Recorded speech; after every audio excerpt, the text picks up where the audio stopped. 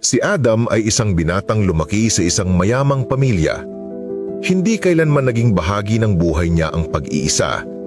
Hindi tumitigil sa pag-ring ng kanyang telepono.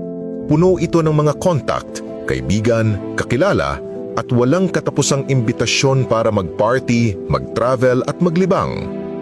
Siya palagi ang galante, laging kumagastos, nagpaplano at nagbibigay saya sa lahat. Naniniwala siyang ang pagkakaroon ng maraming kaibigan ay tanda ng pagmamahal at katapatan. Habang lumilipas ang panahon, tumanda ang kanyang ama at ipinasa sa kanya ang pamamahala ng negosyo ng pamilya. Ngunit ipinagpatuloy pa rin ni Adam ang marangya at magastos na pamumuhay, hindi pinapansin ng negosyo, ang mga empleyado o ang kinabukasan nito. Unti-unting naipon ang mga utang at unti-unting bumagsak ang kumpanya hanggang sa tuluyan nitong ideklarang bangkarote. Matindi ang dagok ng balitang iyon para sa kanyang mga magulang, sobrang tindi na hindi nila nakaya. Pumanaw ang kanyang ina at kasunod nito ay ang kanyang ama.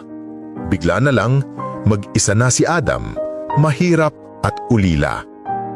Nagmadali siyang humingi ng tulong sa mga taong minsang nagpasaya ng kanyang buhay. Tumawag siya, nag-message, naghintay, pero sa pagkakataong ito, tahimik ang kanyang telepono. May ilan na natawa pa nang marinig ang pagbagsak niya.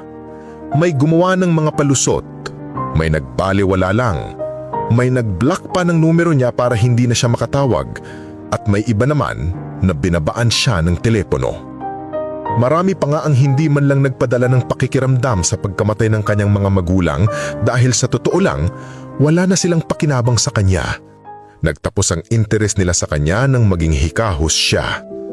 Umupo si Adam ng mag-isa, tinititigan ng tahimik niyang telepono at naalala ang minsang sinabi sa kanya ng kanyang ama. Hindi lahat ng kasama mo ay kaibigan mo.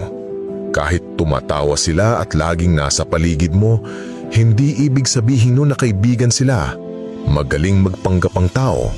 Sa dulo, ang totoong sitwasyon ang maglalantad ng mga huwad. Kaya maging mapanuri. Siguraduhin mong kilala mo kung sino ang nagmamahal sa iyo dahil sa kung sino ka, hindi dahil sa kung ano ang meron ka. At sa sandaling yun, natuklasan ni Adam ang masakit na katotohanan. Hindi mahalaga kung gaano karami ang kontak na nasa telepono mo. Ang tunay na mahalaga ay kung sino ang nananatili sa tabi mo sa oras ng saya, lungkot at krisis. Doon lumalabas kung sino ang tunay.